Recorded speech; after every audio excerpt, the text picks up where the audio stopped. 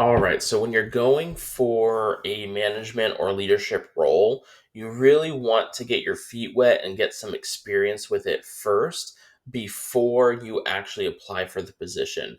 One, not only do you get some experience before you have all the risk and responsibility, but you also show the people above you that you're capable of advancing your skill set in this area and that you have the capacity to grow and really shine here.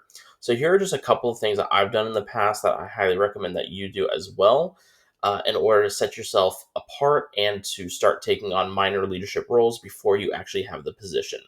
Now, of course, we just talked about in the past couple of videos problem solving. This by default, you taking the lead on problem solving and developing new processes and training other people in those processes to solve those high impact problems, that by default puts you in a position of leadership. So you're already on a really good start if you are doing that. Now, from there, you also want to be making sure that you're volunteering for new tasks. So when someone else comes up with a new solve or a new task, or your team gets a new responsibility that is taken care of by a new task, you want to be volunteering for those, because what happens is with you volunteering with new things, especially if they're not fully developed or defined, you get to develop and define it, and then you get to be the one to train everyone else on it. I know it sounds like more work and is a little bit of extra work, but that relationship of you taking on new things first, developing them, and then training other people on them will automatically set you up as a leader, which will make your transition into leadership a lot easier.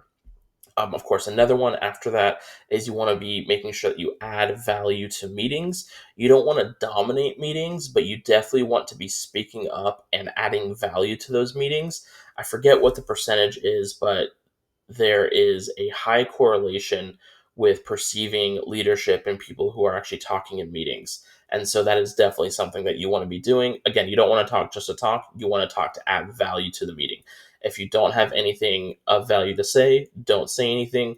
But with that being said, go look and find ways to add value to those meetings, especially when you're not in leadership.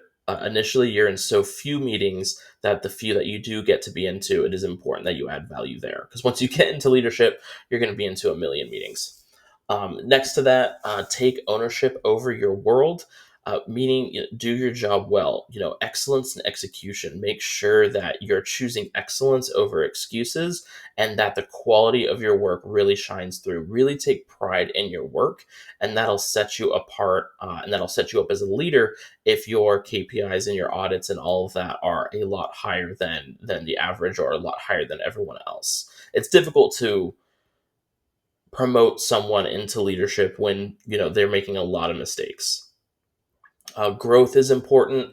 Trends are important. It's always good to you really need to be focused on growing, and pay attention to trends that are going on in the team and in the department, in order to get ahead of certain issues that come up.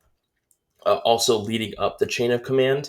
So people think of their boss as someone that they can't lead or anything like that, but what you basically want to do is, when you have a team, you want to lead down, meaning that you want to support them with everything they need, but then you also want to lead up the chain of command, where you're giving your boss everything that they need to thrive.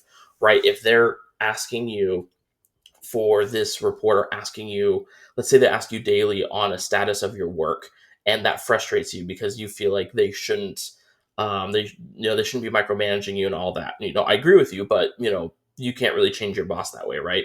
So how about, instead of waiting for them to send you that email, you lead up the chain of command and you send them a breakdown, you send them what they need before they even ask it, and you make that a habit, and you just do that for everything that you can, so that you get ahead of those requests, and that makes you stand out much more as a leader than them constantly asking and requesting information from you.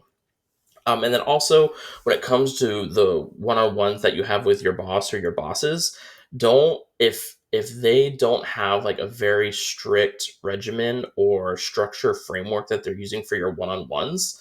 A lot of the times, if your one-on-ones are kind of just loosey goosey, and let's see if we have anything to talk about, then you be the one to add the structure to those one-on-ones, go through your work, provide updates, go through some obstacles, talk about the high impact problems that you're solving, and really take ownership of those one-on-ones in order to maximize the value there. If you do that, that'll really make you stand out from everyone else. So all of those, the problem solving, the volunteering, the adding value to meetings, the taking ownership over your world, growing, leading up the chain of command and taking over your one-on-ones or leading your one-on-ones. Those are all minor leadership roles that you can do now in an entry level position that will really make you stand out and really help you get your feet wet into leadership and set you up for that leadership position.